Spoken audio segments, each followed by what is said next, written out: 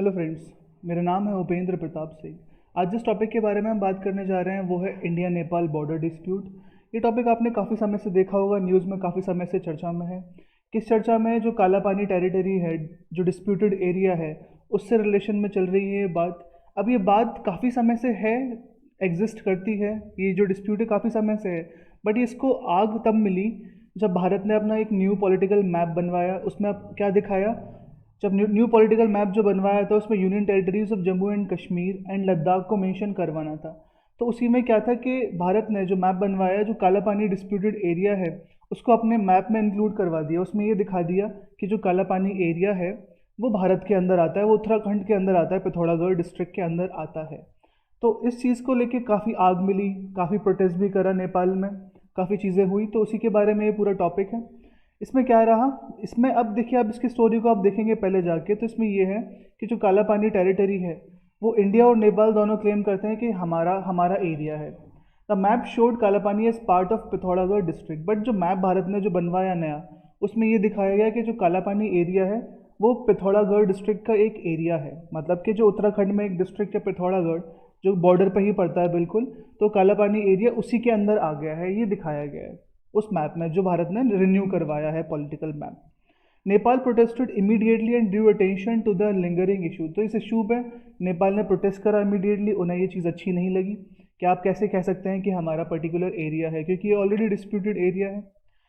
इसके साथ साथ और क्या रहा? On May 8 India inaugurated Dharchula Lipulekh pass link road. अब 8 मई को क्या करा गया कि इस डिस्प्यूटेड एरिया जो है, ये काला पानी एरिया, इसमें से इसको क्रॉस करते एक रोड बनाई गई जिसका नाम था धारचूला लिपुलेक पास लिंक रोड। अब ये रोड बनाई गई थी, एक लिंक रोड था जो धारचूला को लिपुलेक पास तक जोड़ता है। अब लिपुलेक पास से होते हुए कहाँ जाता है? कैलाश मानसरोवर की यात्रा के लिए। जो इंडियन पिलग्रिम्स होते हैं, जो इंडियन यात्री होते हैं, वो क्या करते हैं? कैलाश मानसरोवर जाते हैं काफ़ी, तो वो इसी इसी रूट से होते हुए जाते हैं लिपुलेक पास करते हुए। तो ये जो रोड बनवाई गई, भारत ने जो रोड बनाई गई, तो वो कहाँ से गुजर रही थी? काला पानी डिस्प्यूटेड एरिया से। तो इस बात की भी जब पता चली नेपाल को, तो तब भी उन्होंने हिट बैक करा, उन्होंने प्रोटेस्ट करा। सरकार ने, भारत की सरकार ने कोई, मतलब भारत की सरकार ने क्या करा? कुछ इन्फॉर्मेशन दी नहीं नेपाल को, और भी रोड बनाना शुरू कर दिया। रोड का नाम क्या था? आप याद रखिएगा, धारचूला लिपुलेक पास लिंक रोड। ठीक है, तो इससे और प्रोटेस्ट बढ़ने लगी और आग भड़कने लगी। इसमें हम देखते हैं, देखिए ये काला पानी जो एरिया है, ये वाला, ये देखिए जो येलो सर्कल हो रहा है, ये पूरा भारत की बाउंड्री आ रही है अंदर, और ये वाला जो बॉर्डर आ रहा है इधर, ये पूरा नेपाल का है। तो यहाँ से जो डिवीजन जा रहा है ये वाला, ये क्या है? काला पानी। तो अब क्या है कि भारत ये क्लेम करता है ये जो काला पानी एरिया है ये पिथौरागढ़ का एरिया। देखिए ये येलो लाइन जा रही है, इसके नीचे से लिख रहा होगा, आपको दिख रहा है पिथौरागढ़। तो उत्तराखंड का एक डिस्ट्रिक्ट है पिथौरागढ़। अब ये माना जाता है कि काला पानी, भारत ये मानता है कि काला पानी जो टेरिटरी है वो किसके अंडर में आता है? पिथौरागढ़ के।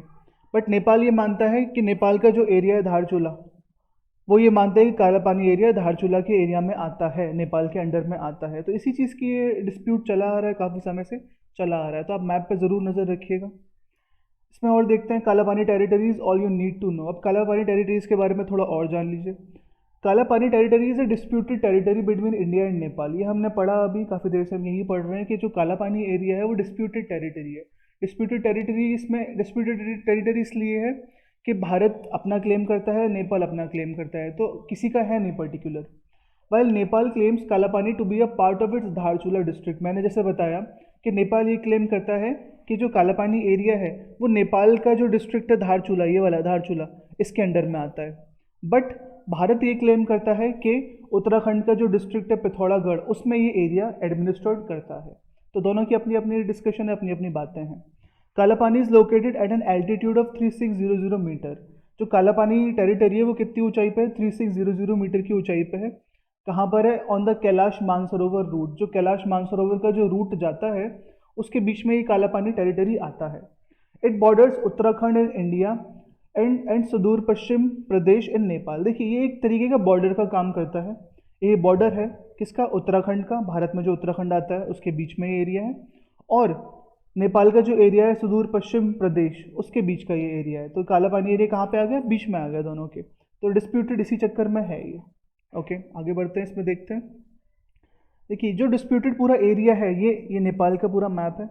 इसमें ये जो पर्टिकुलर जो ये ट्रायंगुलर ये एंगल निकला हुआ है बाहरी केक का स्लाइस टाइप का निकला हुआ है, यही पूरा एरिया डिस्प्यूटेड माना जाता है। जिसमें देखिए ये जो एरिया आ रहा है, देखिए काला पानी, ये रहा काला पानी एरिया, यहाँ पर है लिपू लेक पास। यहाँ से जब क्रॉस करेंगे तो आगे जाके क्या आता है इधर, मानसरोवर यात्रा, ठीक है, कैलाश मानसरोवर। यहाँ पर एक और डिस्ट्रिक्ट है लिम्पाधूरा, ये भी डिस्प्यूटेड माना जाता है। तो ये पर्टिकुलर जो ट्रायंगुलर एरिया है ये पूरा डिस्प्यूटेड माना जाता है, ठीक है। यहाँ से ये जो देख रहे हैं आप ब्लू ब्लू लाइन जा रही है, ये क्या है, काली रिवर। काली रिवर के हिसाब से भी आप देखेंगे, अभी काफ़ी चीज़ जानेंगे काली रिवर का क्या रोल है।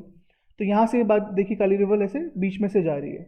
एक तरीके से काली रिवर क्या है, बीच में एक डिवीजन का काम कर रही है, जो डिवाइड कर रही है नेपाल को और डिवाइड कर रही है भारत को अलग, ठीक है। आगे देखते हैं, what is the cause of the dispute. अब देखिए डिस्प्यूट होने का कारण क्या है, डिस्प्यूट होने का कारण क्या है, ट्रीटी ऑफ सुगोली जब साइन हुई थी 1840s में, है ना, जब 1816 में ये रेटिफाई करा गया था।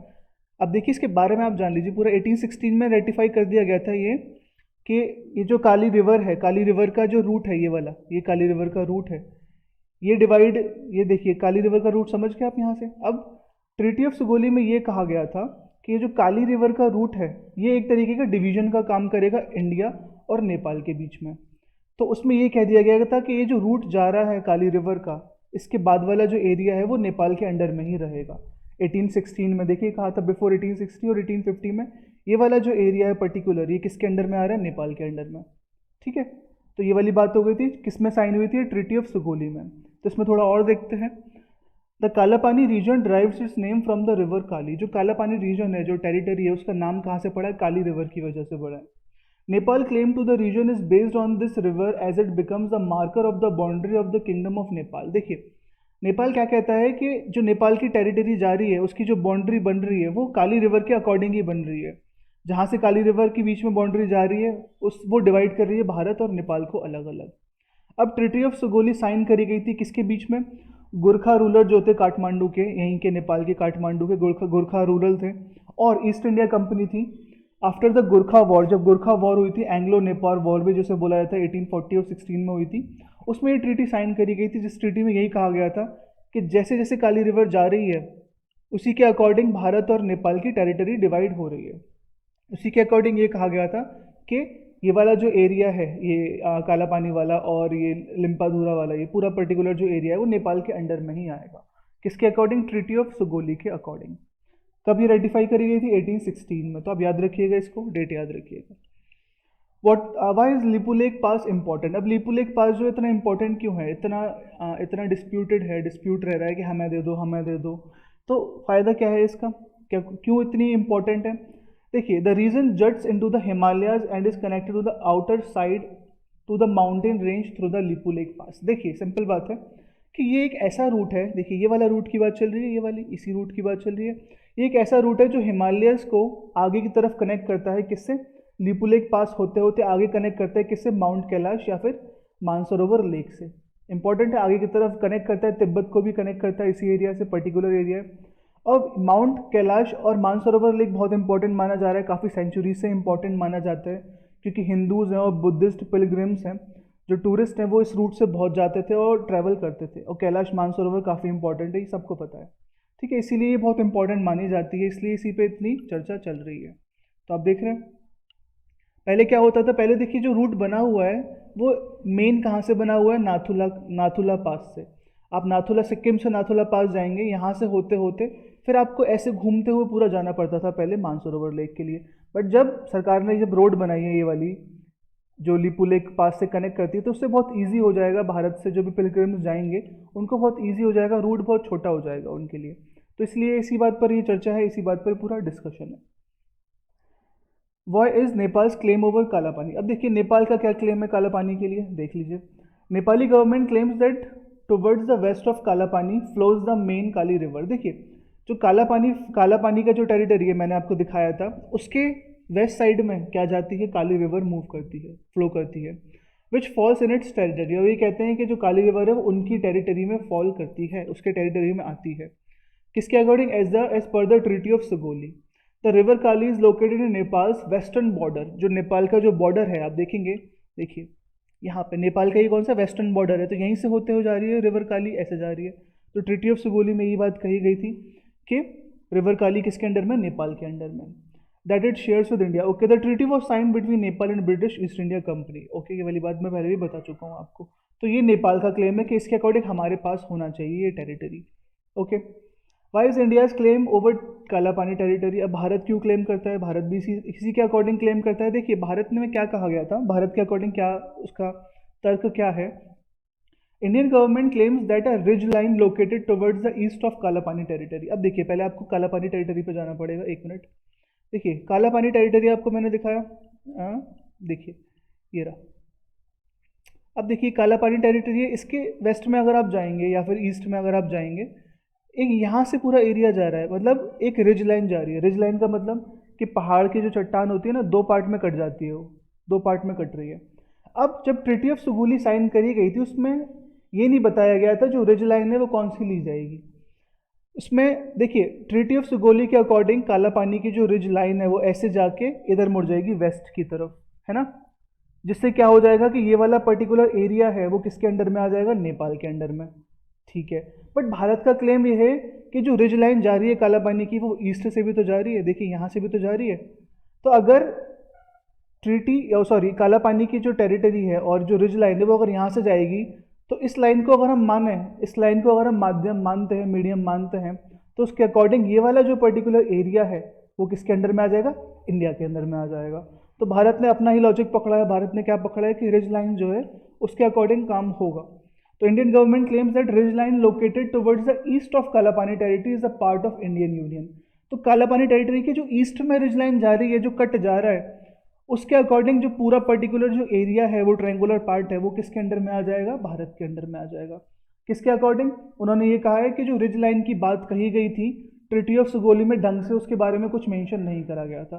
ट्रीटी ऑफ सुगोली में बस ये बता दिया गया था कि काला पानी की टेरिटरी जहाँ से जा रही है, काली रिवर जहाँ से जा रही है, वो पर्टिकुलर एरिया नेपाल का हो जाएगा। बट वो तो दो पार्ट में कट गई है, रिज लाइन तो दो पार्ट में कट गई है, एक ईस्ट काला पानी के ईस्ट में जा रही है और एक काला पानी के वेस्ट में जा रही है। तो अगर इसके हिसाब से लॉजिक देखा जाए तो भारत का भी अपना एक लॉजिक बनता है। ठीक है, तो आप अगर समझ गए होंगे दोनों का पर्टिकुलर लॉजिक, आप समझ रहे हैं। देखिए ये काला पानी एरिया है पर्टिकुलर, ठीक है। तो अगर इसके ईस्ट के अकॉर्डिंग सोचा जाए कि काला पानी के ईस्ट रिज लाइन ली जाए, तो ये पर्टिकुलर एरिया जो पर्पल वाला है वो किसके अंडर में आ जाएगा, भारत के में। बट ट्रीटी ऑफ सुगोली के हिसाब से अगर देखा जाए कि काला पानी की जो ये वाला एरिया है, काली रिवर वाला, ये अगर इंक्लूड करा जाए तो ये जो ट्रायंगुलर एरिया है ये किसके अंडर में आ जाएगा, नेपाल के अंडर में।